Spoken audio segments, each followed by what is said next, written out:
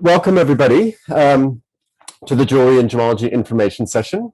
Up on the screen here is just a little agenda of what I will be covering this morning.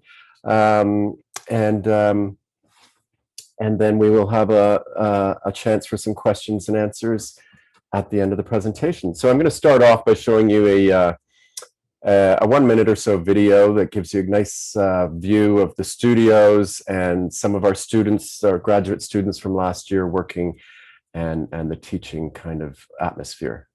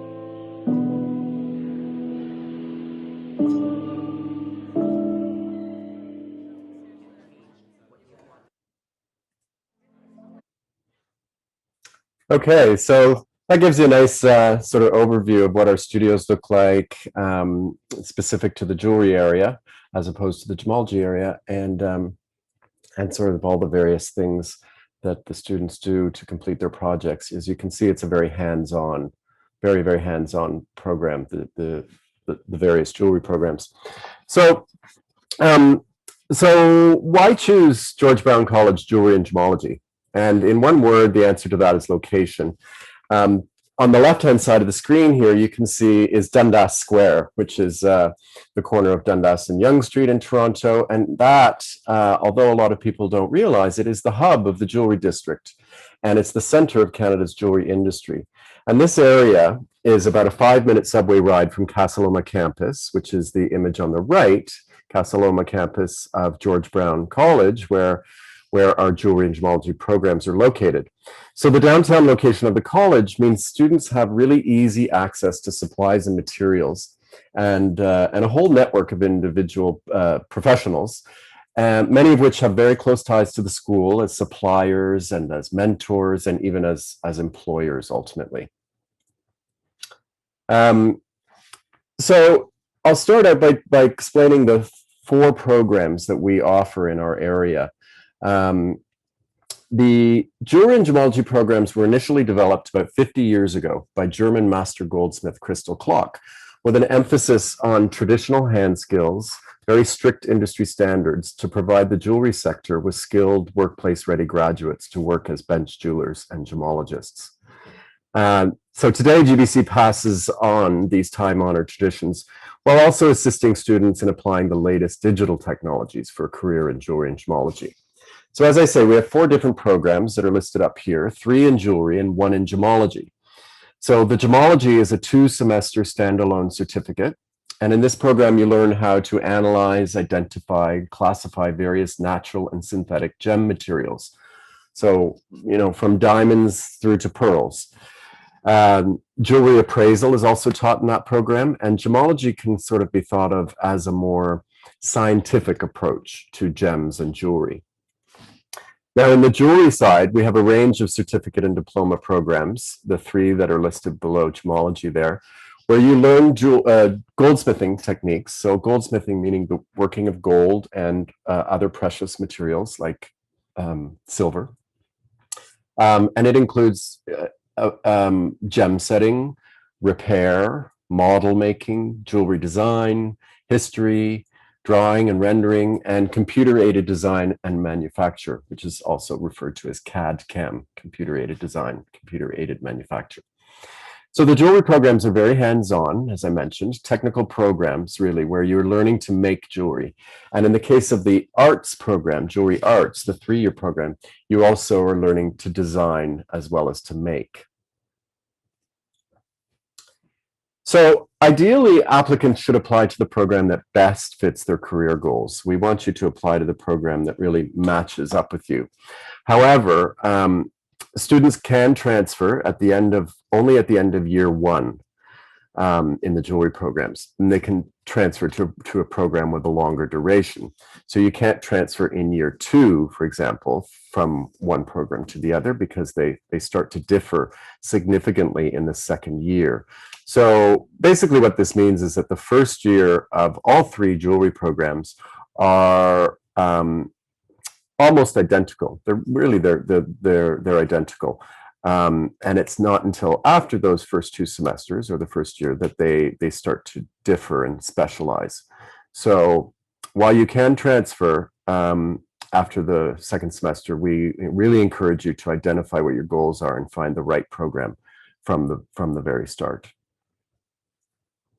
So a little bit about our facilities and our teaching methods. The college has one of North America's largest and best equipped jewelry schools, with digital technologies in the classrooms and the use of magnified video demonstrations. So here you see a student bench on the right with individual instruction, and a demonstration class on the left being taught with the aid of video projection. So students have ready access to equipment, benches, and tools to accomplish project work and develop your skills. Precious metals, so silver and gold, are available on a credit system, which is very unique in North America. We're the only school really that does this, so that students are able to work with gold, a very, very expensive material, as everyone knows. You're able to work with gold without having to buy it in advance. So we run a whole recycling program so that you can decide to keep your projects that are made of gold and buy them back from the college when you graduate. And we will also hold on to them for up to 3 years after you graduate.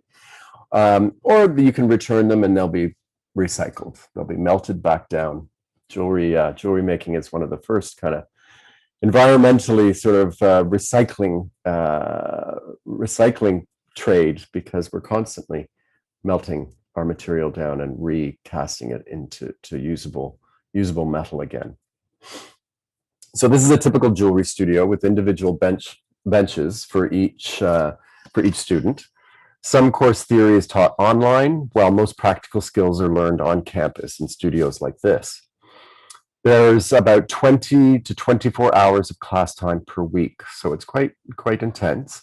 And classes can start as early as 8 a.m. Most classes are done by 4 p.m., but some can run as late as 6 p.m.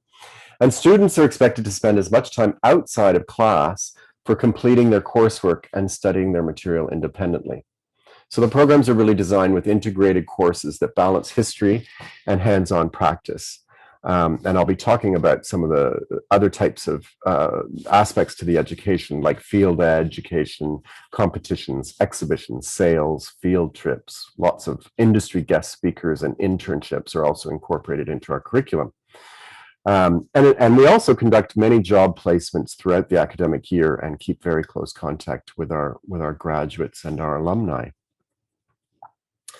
So jewelry is pretty, but our processes are not. So you do get your hands dirty here. And we have very strict safety rules and equipment in our studios. Here you can see students learning techniques of metal finishing, which is basically polishing of the surfaces of metal jewelry. Students are able to work out of class time and on weekends, which is a necessity to complete project work. A lot of it you have to come in, some of it online, but some of it using the studios. Because really practice and repetition is essential to learn this craft. Which this can be a challenge for today's full-time students who often, you have to work at part-time jobs to afford schooling. So based on years of observation, I recommend that students in the jewelry program work no more than 8 to 12 hours a week, because we observe a letter grade drop in those students who work, say, 20 hours a week. So really encourage you to save your money and prepare to take advantage of your education by not having to work too much while you're on the program. So I mentioned digital technology, CAD/CAM. Digital is used not only in the classrooms for those video presentations and demonstrations, but also for the actual jewelry design and jewelry production. So CAD/CAM is the most quickly changing area of our programs as the jewelry industry digitizes over the past decade or two. We predominantly use a software called Rhino 3D, and other software. They're used in tandem with the CAM side, which is 3D printing. You can see one of our students there in the center and working with the 3D printers, and CNC milling machine on the right. And really, here you can see the combination of how a piece of jewelry is made digitally through both digital and analog processes. So this is a white gold and sapphire and diamond ring. So the designing is done on screen with the software, and then milling or 3D printing is used to output that model in wax or a type of plastic or wax. And then traditional casting and hand finishing is done to the metal, and gem setting, putting that diamonds in and the blue sapphire, they're all done by hand, analog processes to complete the ring. I'm just going to show you another little video here, because I'm talking about 3D printing and digital processes. The majority in jewelry is done as I just explained. So you use the digital technology to make the model and then cast it into precious metal. But some 3D printing is also done with other materials like nylon. And this is a video of a George Brown College graduate and now a current instructor, Corinna Azrique, working in 3D printed nylon for a fundraiser that George Brown College partnered with Mount Sinai Hospital. I knew that I want to study jewelry. I remember I would collect those little glass pieces and stones and stare at them for hours. And jewelry was my biggest passion. Initial inspiration for my necklace was a triangle. And then I discovered that the triangle is actually the most strong shape in nature. So playing with the triangle with different shapes, and you won't believe how many variations you can just build with one simple geometrical form. The trillium is a flower and a symbol of Ontario. Trillium has pointy petals. It's not really wearable, so I had to work around, and I have even multiple sketches when I was trying to fold it or trying to play with the shape, play with the form to create something wearable.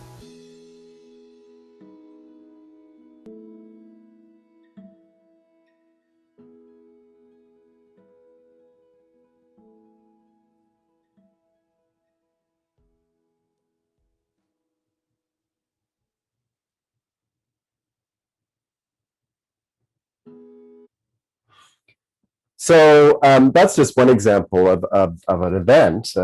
This is an annual event in Toronto that George Brown College partners with. So BMO and Sinai Health, and there's lots of events like this. Being a student in a big city like Toronto, in the largest jewelry school in the country, there's lots and lots of opportunity that are outside of, say, the school itself. And here's a sample of some of the organizations and businesses we partner with each year in the jewelry and gemology industry. So these industry partners, some of the names you may recognize, some of them maybe you don't, more specialized in the jewelry world.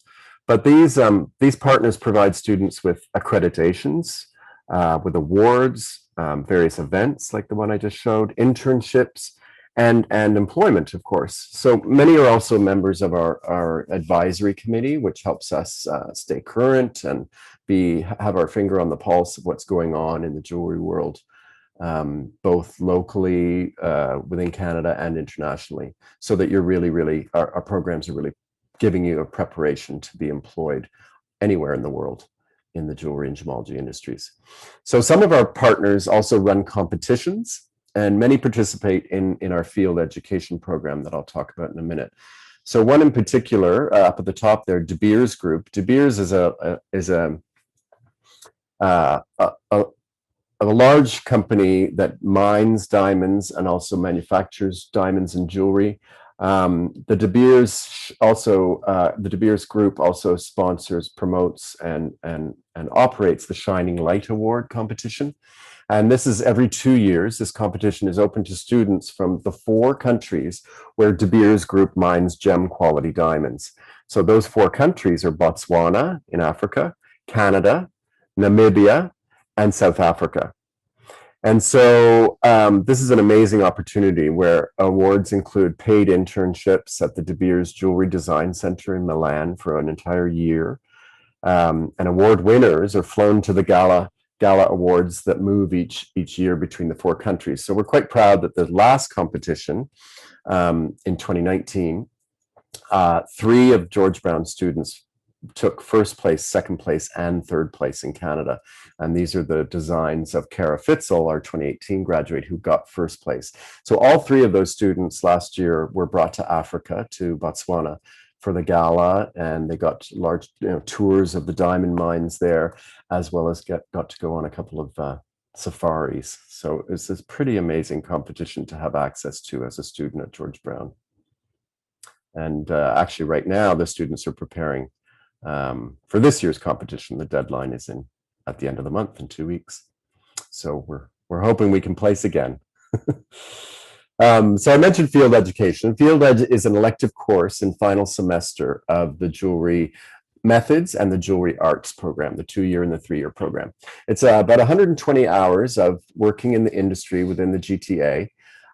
It's an opportunity to get some job experience, add to your portfolio, make some really valuable business connections, and perhaps even get a part or full-time paying gig after the fact. So we have a lot of buy-in, as I say, from the industry on our field education course. So this is something you would take in your final semester. It's an elective course. You don't have to take it, but it's very popular, as you can imagine.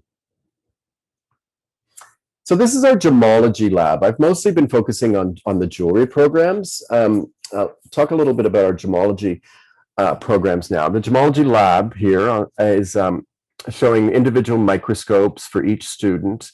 Again, classes are both in labs like this and online. A lot of the theory is taught online, and then the actual testing and your experience with the gemstones is in a lab on campus. So it's a balance of individual instruction with collaborative group learning. So here we see students testing gemstones under polariscopes and microscopes. And as I mentioned, our programs are 50 years old. And after 50 years of teaching gemology, George Brown has amassed a significant collection of really diverse and rare gemstones that students have access to for testing in the laboratory. And in fact, the labs are so well equipped that we also provide our facilities to the Canadian and to the British Gemological Association as a location for their students to take their practical exams. So gemology, again, it's a 1-year, 2-semester certificate program. And after you do that, we offer a preparatory course in the spring, so in May generally, so that students can independently write their Canadian Gemological Association accreditation exams, or they can write the GEMA, the Gemological Association of Britain accreditation exams. And this allows you to be an accredited gemologist and have those credentials after your name. So you can see a couple of our grads last year with their certificates after the ceremony. We do the gemology program that I've been speaking about, the one-year program. We also, in addition to that, we do teach very basic gemology to all the jewelry students. So the skills in gem identification and understanding gem properties is really essential to a well-rounded jewelry education. We always say the ideal education and what we recommend to our students is to take one of the jewelry programs as well as a gemology certificate. Not necessarily in that order. It can be the other way around. You do gemology first and then do jewelry. But not that it's essential, but having both of these skill sets and both gemology and jewelry, both of those skill sets really give students the most opportunities for employment when they leave the college.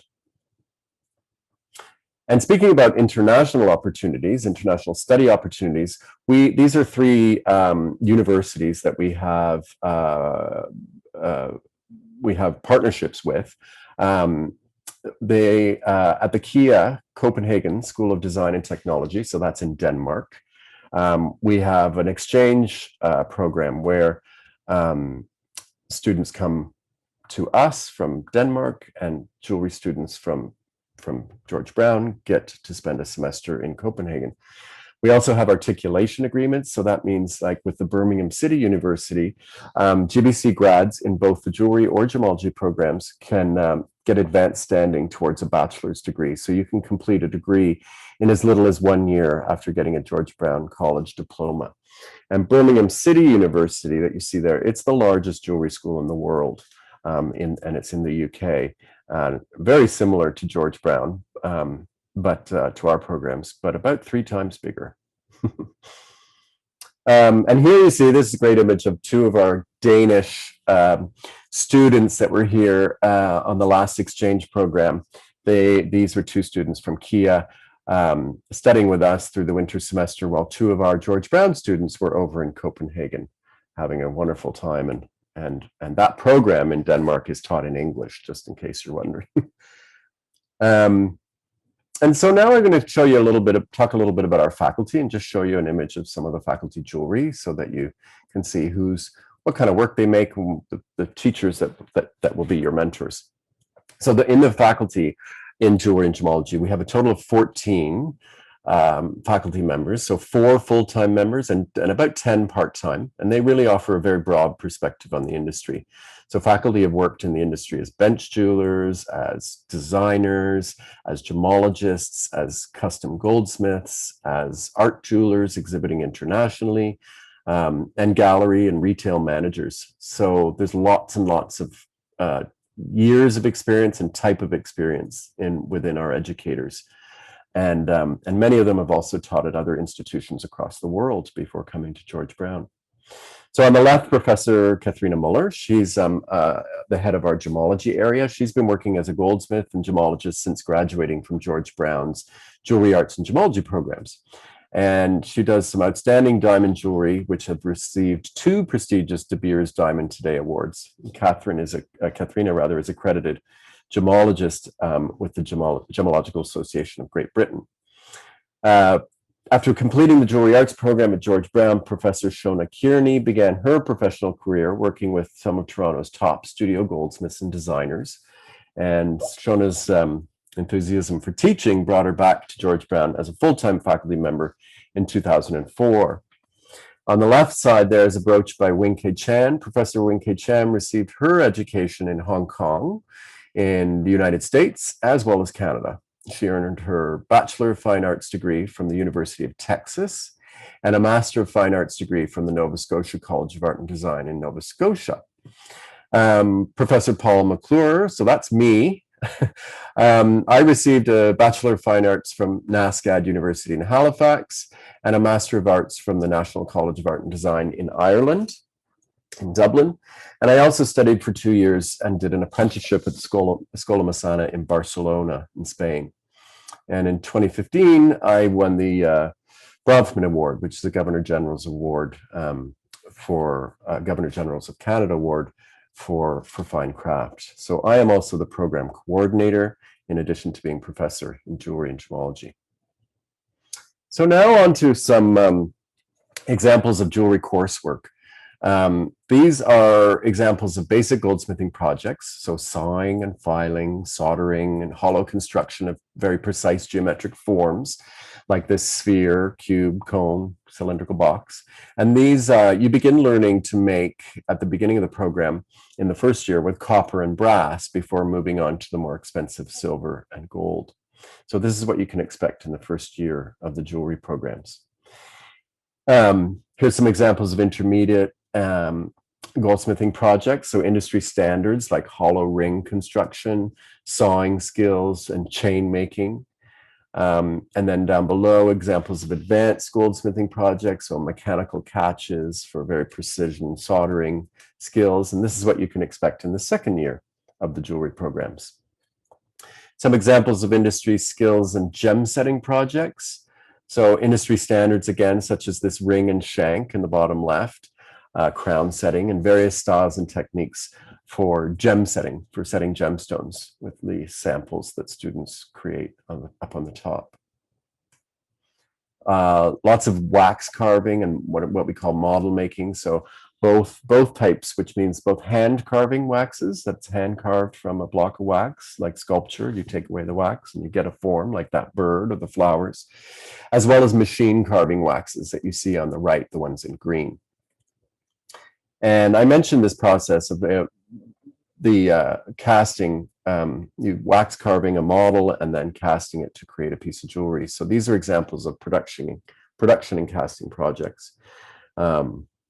The production courses have real projects for the students to learn batch production manufacture. So sometimes we have external clients and sometimes the college itself is the client, which is the case in these two. This is George Brown. He was a 19th century newspaper man and a father of Canadian Confederation. And of course, the school is named after him. So students designed and made these two pins as coursework in their program, and then they were given as corporate gifts by the college. And here's an example of another production series. This is done by a student, Andre Chenier. The work was first drawn and modeled in Rhino software, and then 3D printed in various metals and dyed nylons. So you see the pendant in all its various different colors and types of material. And that's, to create different pendants at different price points. To have a very good grounding for CAD skills and working with clients, we teach technical drawing and sketching, traditional hand rendering, as well as digital rendering. So you see a variety of that. So there's a few different courses that encourage, it's an important skill set to have as jewelers, that you can create drawings and read drawings. And now I'm going to just show very few pieces of jewelry art students' work. So these would be the third year students, the ones that have the most experience. So because they're with us for 3 years, but it's also the program Jewelry Arts, which the 3-year program, which also combines jewelry design education with the technical. So the jewelry methods, the 2 years, purely technical. You create projects that are assigned to you, so you don't design the jewelry you're making. But in the arts program, you do. And so this is the work that comes from some of these students. The students alloy their gold, meaning they melt it and pour it. I think you saw that in the video. And then use forming, fabrication, and casting to construct these advanced projects. These 2 rings and this bracelet here in gold and silver. Here we see some earrings in gold and pearls, silver, and the ones on the right using enamel. We also teach enameling, which is the application of powdered glass onto the surface of metal, precious metal, and then it's heated in a kiln and melted onto the surface. So that little bit of bluey green color on the bottom of the earrings is enamel. All sorts of gemstones are incorporated into their designs, from raw crystals, sapphires, diamonds, pearls, and in some cases even beach pebbles that you see in Isabel Gertler's necklace on on the left-hand side. So students in jewelry arts develop a thesis or a theme for their final year, and they create a series of 6 to 8 pieces in their final collection. This slide of Agnes Guan is an example of one of those thesis collections.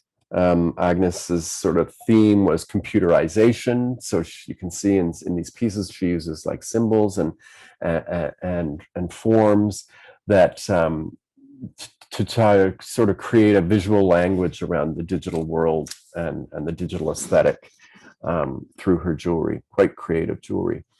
And these thesis collections, and it's one of the unique parts of the program, the Jewelry Arts program, is that all the collections are shown at the end of the 3 years at a public exhibition and sale, normally at the end of April, at TIFF, Toronto International Film Festival.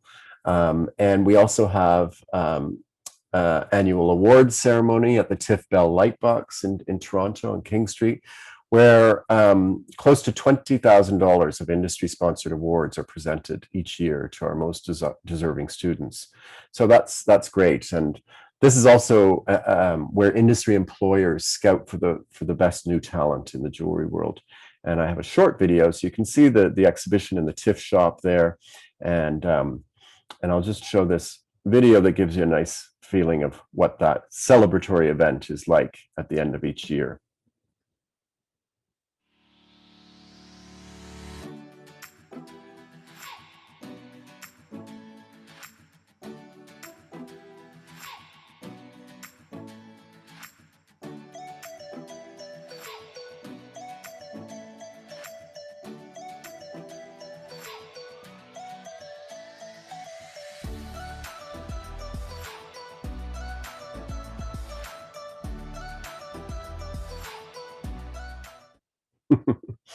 So yeah, as I say, it is quite a celebratory event, but it is also a networking event, and lots of the jewelry industry both supports it with those awards I spoke about, but they also come to the event and meet the students, and many of they've already met through the program, and they're looking for new talent to employ in the industry. So it's a really, really happy time and a great opportunity to sell some work as well. So on to, just as I'm wrapping up here, on to some information about careers. So what careers might be available to you in the future if you were to take, following a jewelry pathway? In jewelry, it's very broad, right? The jewelry field. There's lots of different areas that you can go into. Both manufacturing, wholesale, retail. You can be more specialized. You can be a bench goldsmith or only a designer if you do the jewelry arts program, or lots of different specialty trades like being a gem setter or just doing repair work or casting or being a polisher. So lots of opportunity for specializations in the hand making side of things. Another career direction is CAD technician. So if you're extremely talented and very devoted to the digital side of things and computer modeling, that is certainly a growing area of our industry immensely. Entrepreneurs, we get a lot of students who want to become entrepreneurs, managers, sales staff, buyers, and across these 3 types of what we call fine jewelry, fashion jewelry, and bridge jewelry. So the first 2, I think, are obvious. The fine jewelry, working with very expensive gemstones and gold and platinum. But bridge jewelry is kind of that in between. So it's not fashion jewelry and it's not gold and diamonds. It's often semi-precious stones and silver. And then in the gemology side, lots of opportunity in manufacturing, wholesale, retail, graders or sorters for diamonds, and appraisers of jewelry. So appraisal, whether that's in a jewelry store or insurance companies, and again, entrepreneurial opportunities, as well as retail and sales staff. And as I mentioned before, you really have the most opportunities when you have gemology education and jewelry education. So just a bit about what we've noticed are what students have or should focus on to be successful in jewelry. So good eyesight, very important. Doesn't mean you can't have corrective vision, meaning wear glasses. That's not a problem. But also a high degree of manual dexterity, some mechanical inclinations. So do you like to work with your hands? Do you like tools? Do you like to figure out how things are put together? Things like that. Patience. Jewelry needs patience. You're spending many, many hours working on a very, very small thing and bringing it to sort of a perfect attention to detail. So you do need a lot of patience. Good with teamwork and collaboration, because of course we sometimes think of jewelry making as a solitary activity, that it's one person working away at their bench. But in fact, the industry is built, and a piece of jewelry is built by passing between many, many different hands, different specialized hands. So you really need good teamwork and collaboration effort. Some drawing skills, although we do teach those, as I've said, but it's good to have a little bit of drawing capability, and that you have the time. So meaning that you have the ability to spend many hours working in the studio to perfect your craft. Gemology, the same sort of thing, and good eyesight can be corrected with glasses, but color blindness presents a very big challenge, as you can imagine, when you're trying to grade gemstones based on their colors. So again, a high degree of manual dexterity. You're going to hold very expensive, small diamonds and gemstones in tweezers in your hand, looking under a microscope. You really want to have a bit of a scientific mind for the gemology side, and a good memories for lots of facts and figures that need to be remembered for passing those gemology accreditation exams.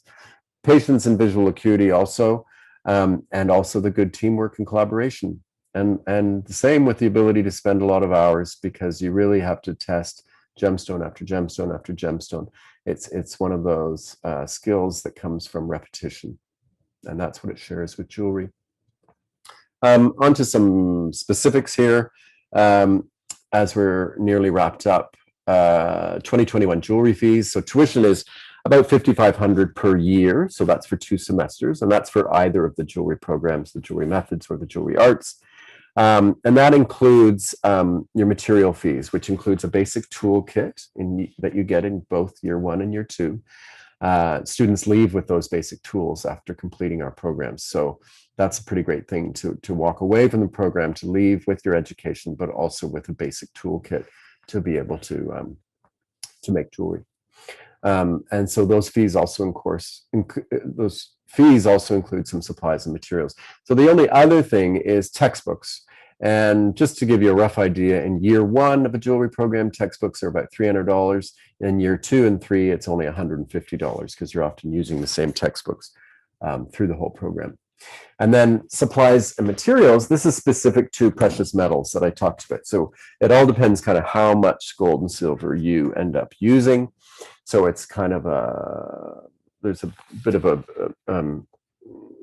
a range. So in year 1, students usually spend about $300 in precious metals. In year 2, it jumps up to about $600 to $1,000. And then in the jewelry arts program in year 3, where you're making your collection, and often that includes more gold, it's anywhere between about $1,200 and $2,000. So it starts to get a little expensive there in the 3rd year if you're working with a lot of gold, which is up to you. You don't need to. In gemology, the tuition for 2 semesters, which is the whole certificate program, is about $4,700 this year. And the material lab fee includes basic tools again, and course supplies and materials. The textbooks for the whole program are about $600, and those are textbooks that you will use and need through your whole career. So they're a valuable investment. Lastly, the application cycle. So our applications for September already opened up in November. Domestic students apply through the Ontario College Application Service, or OCAS, and international students apply directly to George Brown's online application system. And George Brown notifies applicants of outstanding items, and what we've noticed, these outstanding items that can hold up your application tend to be these 3 things: the English testing, receiving your transcripts, and your grade 12 English. So those are the main areas of slowdown. So so just keep that in mind. Your application does get stalled if those are missing. Applicants, once you meet all the criteria and everything's in there, you'll get a notification of acceptance or perhaps a waitlisted or declined. And once you receive that notification of acceptance, you have to confirm it. You have to say, yes, I do want this spot on this program. And so you confirm that offer. If you're a domestic Canadian student, you confirm it also through OCAS, the same system that you applied through. But if you're international, you confirm your offer directly through George Brown's online application system. So it's important you check your application status on StuView. StuView is our platform, online platform that for all students, and you can access StuView once you have your George Brown College ID number and your PIN. So once you've applied and got your personal PIN number, then you can watch, and it's a great system on StuView for seeing what stage your application is at. So if you have program questions, you can contact the School of Fashion and Jewellery. About those, you might want to take a snap of this screen. That gives you good contacts for questions about programming. If you have admissions questions, you can contact the admissions office. There's a phone number there. But again, I highly recommend you get comfortable using StuView. And if you're an international student, you contact the International Center, and the phone number is there for that. The registration information, so once you've confirmed your spot, the registration information is sent in June, and then registration for your courses, which is done online, is in July. So registration and payment is all done online through StuView, and you'll also find your registration date on StuView. It's always in July, near the beginning of the month or so, and is staggered according to program, according to what program you're in and what year you are. Be sure to come to orientation. You get very valuable information to be ready for first day of classes. And we do, it's very important, we start delivering content in the first class, and the first class is the day after Labor Day. So it's just there at the beginning of September. We do not feel like, oh, nothing's going to happen in the first week. I'll come in mid-September. You will find it very difficult to integrate and get caught up if you're not there right from the very start. So I know that was a lot of information. You can also find this presentation on our website under the jewelry programs. And I thank you for attending, and you can please reach out to me if you have questions. That's my email. I'm Paul, and I'm the program coordinator. And I know, lastly, I'd like to say that while we're continuing to look for guidance from government and public health officials, we do remain very optimistic about the fall. We know we're going to be running some of our programs online, but we also look forward to having as many students as possible back on campus, and we're already preparing to provide you with a really excellent experience, college education experience. And of course, we're always ensuring that we're in line with public health guidelines and safety. So thank you very much for attending, and if you have any questions. Does George Brown offer testing for students who believe they have a disability that will require special accommodations for testing? Does George Brown offer testing for students who have or believe? Yeah, so we have a whole accessibility area, and that's not something that should hold you back. That we do have all sorts of accommodations available for testing, for providing extra time for writing tests or having tests delivered orally and things like that.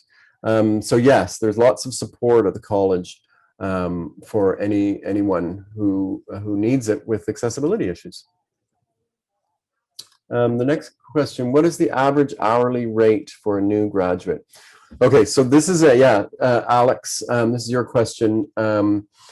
So this depends really on what area you go into. I'll be completely honest in the sense of for jewelry, let's say, often the hourly rate at the start is quite low, and this is because a lot of businesses spend a lot of time training students, training new graduates, and they want to make sure that the person that they're bringing in has the skills and ability to speed up. One of the main issues in jewelry is that students and new graduates are quite slower at doing technical projects. So the sort of hourly starting hourly rate is usually around $22 an hour.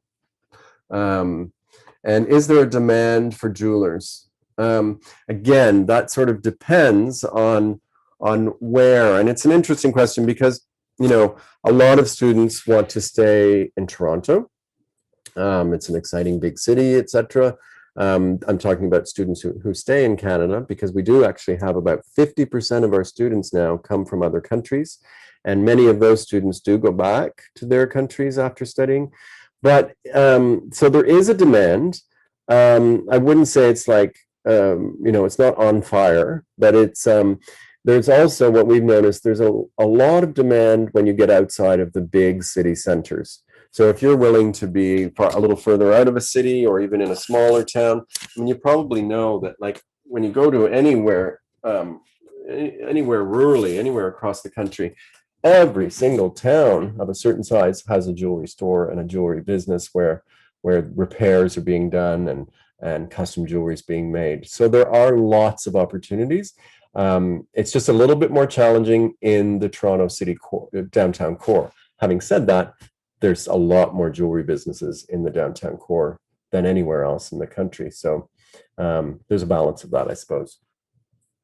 So Bradley asking, good morning, Paul. Thanks for the presentation. From past Zooms, I've heard that there will not be testing required in the Jewelry Arts program this year. I don't actually know what you mean by that testing, Bradley. Oh, for admissions. So yeah, we don't have, in jewelry and gemology, we don't actually have a test oh, maybe you're speaking about the English testing. There is the English testing, unless you're submitting your grade 12 transcripts and you've been studying your high school in Canada. But we do not have a like, for example, this program does not have math testing to get in for admissions. Samantha has asked, yeah, so Samantha, you're asking, will we be able to see which courses are offered before registration? Yes, absolutely you are. So when you receive your registration package, you will receive information that shows exactly which courses you have to select for your first semester of the program. And all of those courses, you can look them up on our website under the Jewelry School of Jewelry area, and you can even see the course outlines, so you can get a little bit more information about what that course is all about. But just I'll tell you, if I'm just looking here, if you're taking a jewelry program, it's quite a full course load in the first year. Sorry, in the first semester. So you take technical drawing, you take a metal finishing course, you take Rhino, so you start on your computer modeling in the first semester. You do a history of jewelry and gemstones, a design and color course, and a course called Jewelry as an Industry, which is an introduction to the whole business side and to the industry of jewelry and gemology. Bradley again is asking, additionally, if we have our application process all done and we don't have anything holding back our application, is the plan still for applications to receive their admission standing by May 1st, or could this be at a later date? So offers, if everything has already gone in, Bradley, offers go out May 1st. And after that date, then it generally sort of takes about 3 weeks once we go past the May 1st date, in terms of from the time that your application has all of its content, nothing's holding it back, then generally it's about a 3-week turnaround. So, but I do encourage you to apply as early as you can, simply because the jewelry programs are popular. Um, they always fill. We always end up with a wait list. And, often I would say that wait list doesn't sort of start until about June or so. June, end of June. But that's not too far off already. We're at the middle of April. So yeah, just encourage you to apply as quickly as possible. In StuView, it mentions there is a testing required letter. So that is the English testing, Bradley, that you're seeing in StuView for this program. English testing. So depending if you need that English testing, if your grade 12 high school transcript is not from Ontario, or is not from Canada, or from an English-speaking country. An anonymous attendee, if a student is no longer has record of their diagnosis of disability, but has a letter from their previous learning institution that states the accommodations, will that be sufficient to access supports? Anonymous there, I think I'm not completely sure of the answer to that question. That's something that I would suggest you contact our accessibility office, send them an email, and ask that question directly of that office, because that's not my expertise in the logistics around how those supports are confirmed. I can see here, or if we can get you an email to ask that question directly from the accessibility office. In a moment, I'll see if we can pull that up, or Cindy, if you have access to that, that would be helpful. Alex, are the jobs in the industry full-time or part-time? Oh, both, absolutely, both. Often, I would say, the part-time jobs are much more, I would say, much more in the retail side of the jewelry business. And retail often is kind of an entry into jewelry. We have a lot of students, for example, who end up working at Burke's or at Tiffany's, and kind of might start off in sales, where it could be a part-time job, and ultimately end up in their design department, designing super high-end jewelry and working as managers and that sort of thing. So there's a gamut. A lot, I would say, 3/4 of our students have part-time jobs in the jewelry industry by the time they're in their second year of our programs. So lots of students are working in the industry while they're students, part-time, of course, and not too many hours. So both are there. David Yakubian, how will accessing workshops and studio areas work if COVID keeps up when classes start? Great question. So, of course, there's a lot of planning in progress. We have done some alteration to our curriculum, to our programs, not to change the content, but what we did this past year is change the content so that we could offer in as much as possible online in the first semester of our programs, by moving some courses from later semesters. So things that were, for a really good example, is that we in our first semester taught a lot of theory online, theory of goldsmithing, and we taught a lot of CAD/CAM. So we taught a lot of the digital, and so that if we can't be in the studios, that content is being delivered on the front end, and then coming into the studios in the second semesters and doing the practical work then. So that's the kind of situation we're preparing for September as well. But of course, we, as I said, we're quite optimistic in that we can deliver this education in multiple formats. Is that the last? No, one more question. Anonymous, I applied to the F114 program in January. I have all the requirements, but my application says it is under admission review. What does that mean for me?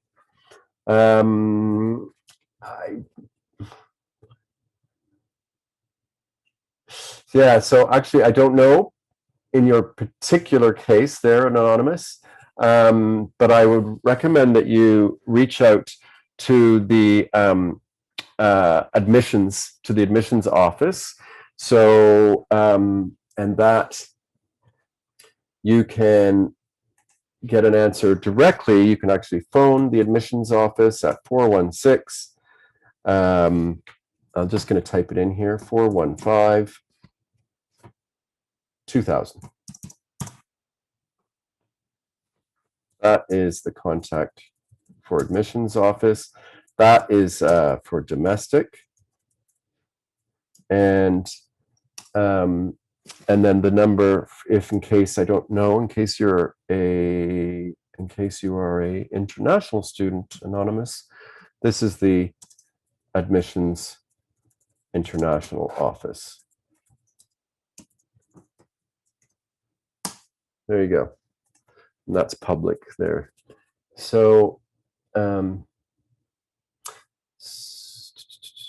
where am I here? How will accessing, oh no, I forgot that. Is the gemology program completely covered in the Jewelry Arts 3-year program? Great question, John. No, it is not at all. The gemology program is really standalone. The only thing that's offered in respect to gemology in the 3-year Jewelry Arts program is are 2 courses, really. So out of, I don't know, the total in the Jewelry Arts program, we're looking at probably about 30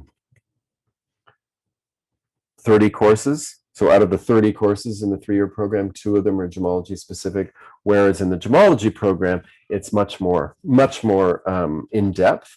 And with the gemology certificate program, as I mentioned, it ends with you independently taking the accreditation exams. So providing you pass those exams, you become an accredited gemologist.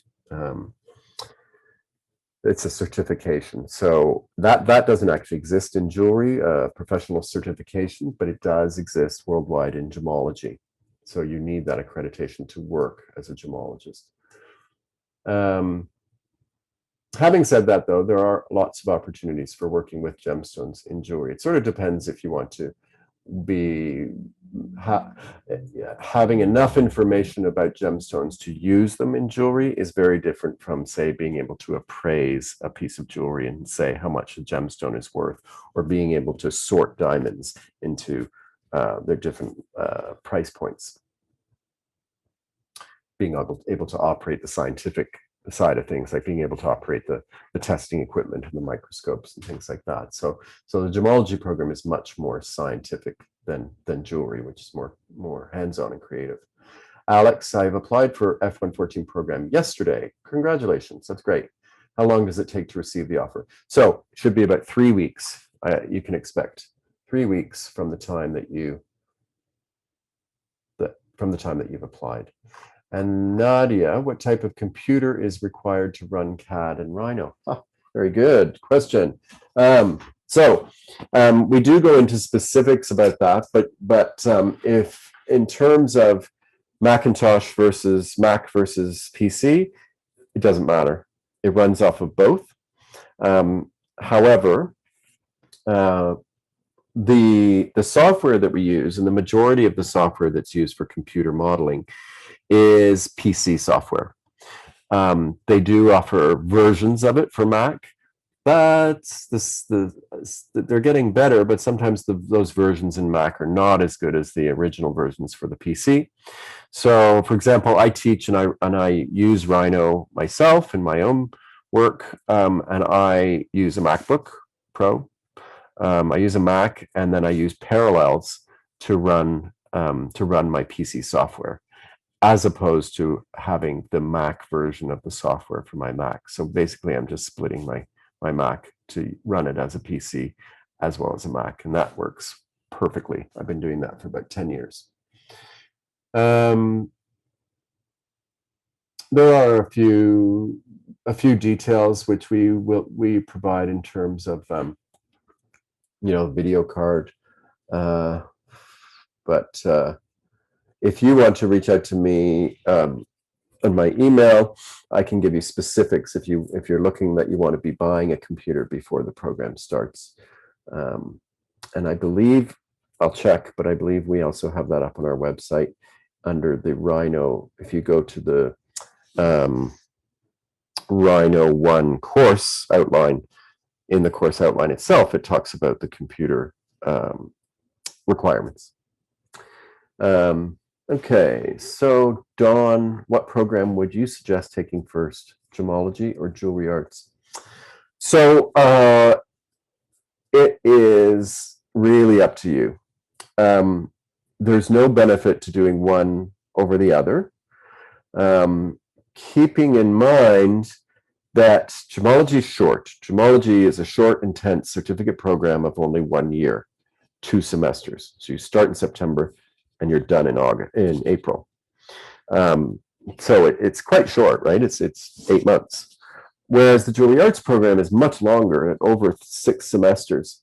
So yeah, I don't have a cut and dry answer. We have had students do it in either direction. Sometimes students go into gemology first because their passion is for the gemstones. They really want to, and the nice thing, I guess, about the gemology, the shortness of the gemology program, is you do get an introduction to the school, to the jewelry programs, jewelry students, to the jewelry industry in a very condensed way. So yeah, I don't know if that answers your question, but it really is. I would go with what you feel most excited about first, most passionate about. Is it the making of jewelry, or is it the studying of gemstones? Nadia, you're welcome. How are we doing? Wow, we've hit 12 o'clock. And I've also hit the last question. Perfect. Thanks, Paul. There were a couple questions that came in through the chat. Did you see those ones too, or no? Oh, yeah, I've just opened up the, sorry, I had the Q&A covering over the chat. So yes, I see the chat. Okay. What kind of computer? Yeah, we answered that. I'm looking to buy a new laptop. What should I be looking to buy to run Rhino CAD? So that's that same question. I'm going to ask you, Nadia, to email me, and I'll give you the, I'm just going to put my email in here.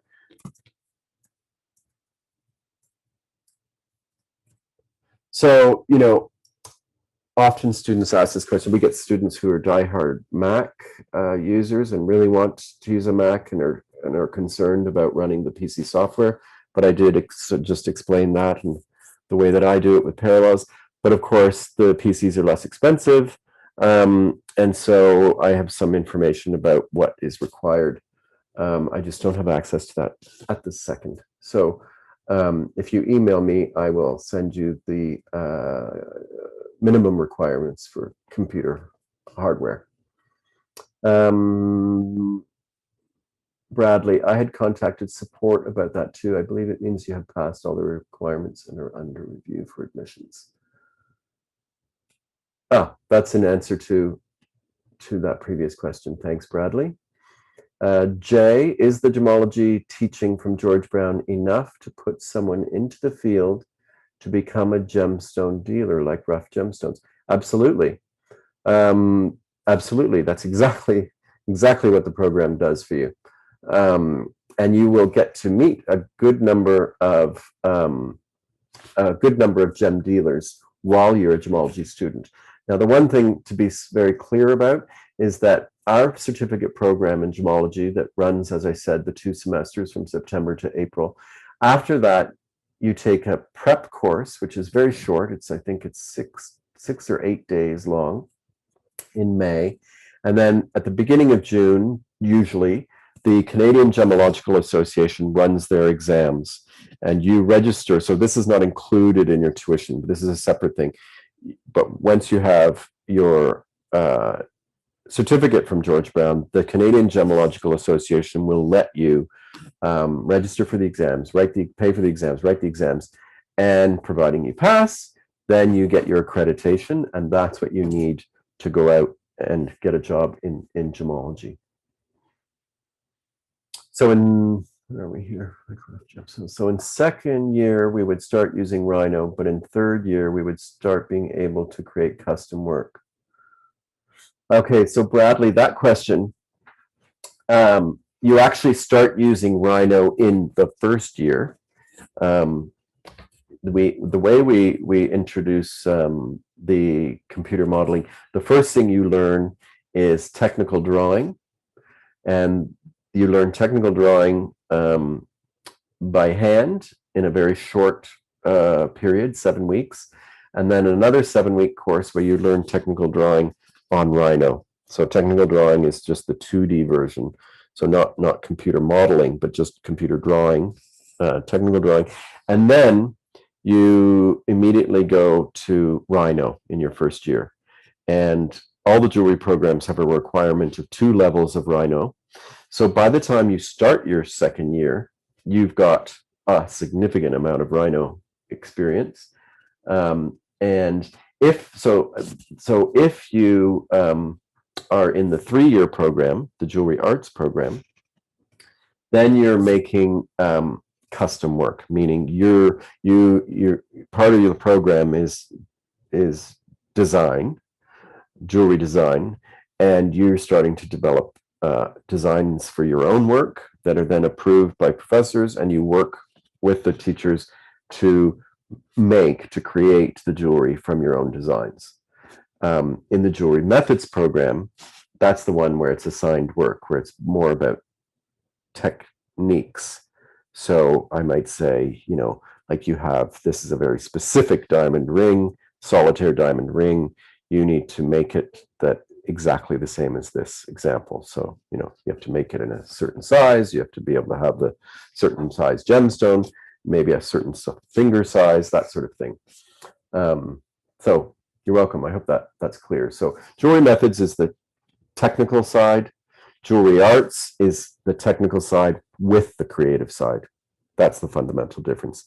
Even though they both share the same first year courses, they divert at the beginning of the 3rd semester, which is the second year. So I think that wraps up the questions in both the chat and the Q&A. If nobody has any other questions, I thank you very much for attending, and I sincerely hope to see you in our programs coming up shortly.